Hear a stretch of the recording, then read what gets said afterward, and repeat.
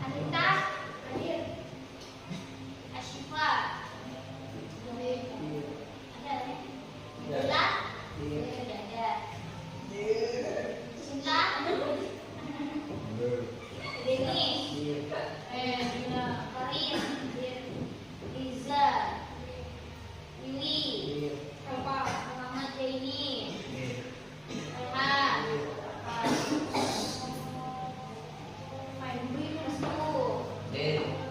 Ricky, Balki, Sarif, Umi, Zalika,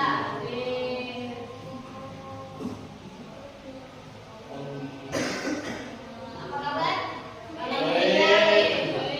Panas hari ini? Panas. Apakah semuanya siap mengikuti pelajaran? Iya.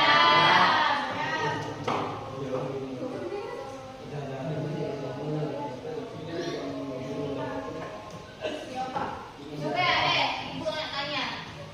Siapa yang pernah mendengar pantun? Nah, siapa pantun digunakan dalam acara apa biasanya? Pantun digunakan biasanya dengan pernikahan. Pernikahan biasanya pernikahan menyambut mempelai laki-laki, mempelai perempuan biasanya pakai pantun kan?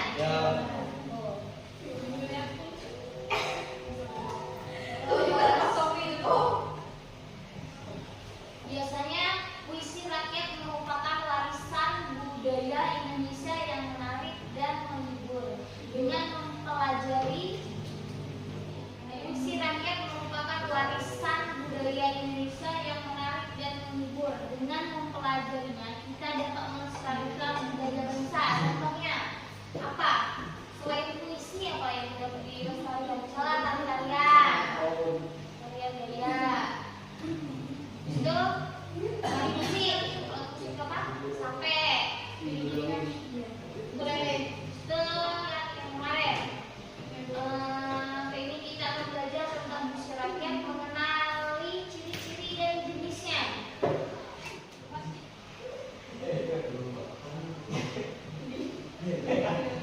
Udah tahu pengertian puisi rakyat? Puisi rakyat adalah Puisi rakyat adalah karya sastra lama yang berkembang di masyarakat dan diwariskan secara turun-menurun, secara lisan. Puisi rakyat biasanya memiliki aturan seperti jumlah baris, irama,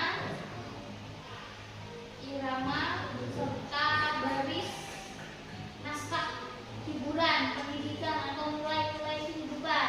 Puisi rakyat merupakan bagian dari budaya masyarakat. Puisi rakyat adalah karya sastra lama yang berkembang di masyarakat dan diwariskan secara turun-menurun, secara lisan. Puisi rakyat biasanya memiliki tujuan dan aturan tertentu, seperti jumlah baris, irama, sastra barisan, nasihat, hiburan, pendidikan atau nilai kehidupan. Puisi rakyat merupakan bagian dari budaya masyarakat yang digunakan untuk menyampaikan pesan dengan bahasa yang indah dan mudah diingat. Jenis-jenisnya: pantun, puisi lama yang terdiri 4 baris dan memiliki irama A, B, AB. Maksudnya kalau di belakangnya A, yang kedua B, yang baris ketiga dan keempatnya AB lagi di belakangnya. Itu biasanya pantun.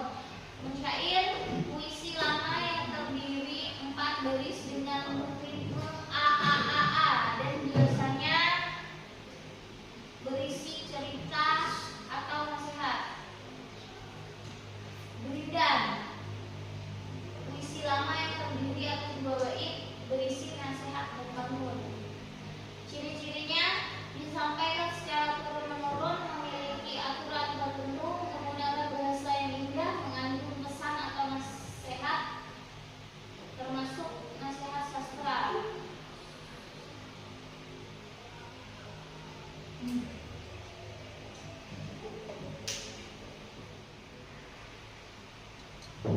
Contoh puisi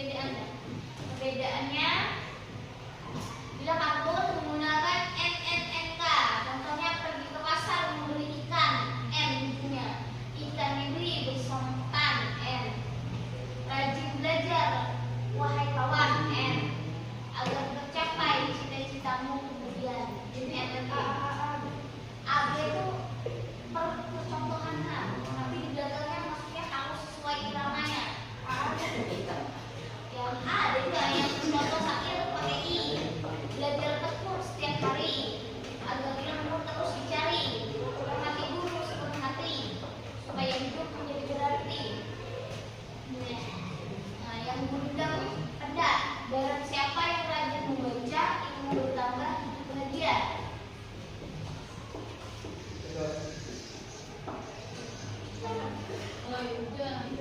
Nih, berikut contoh karya yang terkenal di masyarakat. Gundam ada 12, karya Raja Ali Haji. Karya ini sangat terkenal karena berisi nasihat tentang kehidupan, keagamaan, dan moral. Barang siapa tiada memegang agama, sekali-kali tidak boleh dihilangkan nama.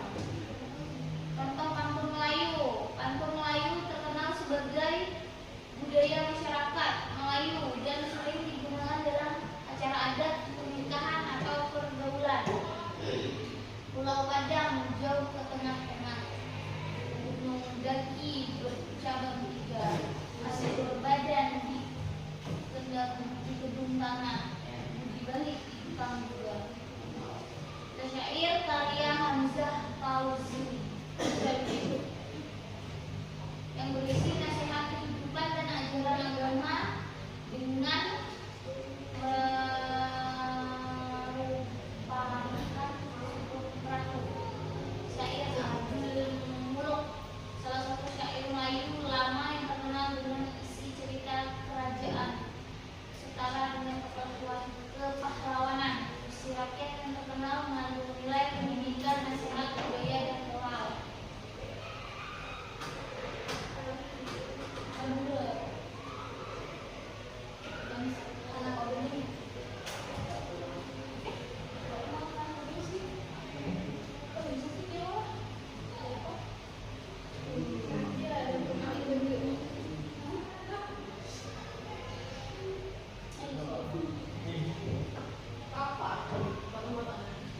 Ciri-ciri cerita rakyat yang disampaikan turun-temurun, cerita rakyat yang diwarisi dari generasi ke generasi secara besar. Bersifat antonim. Penggunaan cerita rakyat biasanya tidak diketahui. Mengundang pesan moral. Bersifat tradisional. Menggunakan bahasa sederhana. Memiliki unsur khayalan atau keajaiban.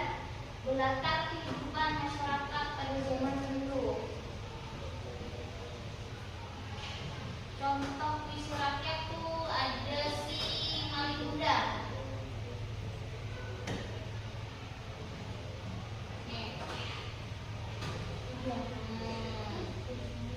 Malin Kundang adalah buku cerita rakyat Indonesia yang mengisahkan legenda anak durhaka dari Sabang Dur. Malin Kundang adalah buku cerita rakyat Indonesia. Malin Kundang adalah buku cerita rakyat Indonesia yang mengisahkan legenda anak durhaka dari Sumatera Barat. Cerita ini telah diadaptasi ke berbagai bentuk buku anak-anak dan komik, mengenai moral tentang bakti kepada orang tua dan akibat dari kesombongan. Maknanya, asal ceritanya dari Provinsi Sumatera Barat. Temanya itu durhaka kepada orang tua atau penyesalan dan kutukan. Latar dan ringkasan ceritanya bermula dari pantai air manis Padang, tempat seseorang janda miskin bernama Sri, jadi ya, bernama Sri, hidup bersama putranya Malin Kundang. Dewasa, Malin merantau menjadi saudagar kaya raya. Namun ketika pulang, ia seolah-olah tidak mengakui ibunya karena malu pada status sosial. Sang ibu yang hancur hatinya memohon keadilan kepada Tuhan dan berdoa, dan menyebabkan Malin Kundang kena kutukan menjadi batu.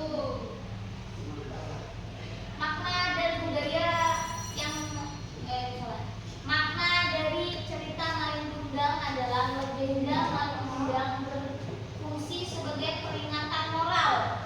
Oh, ini moral apa?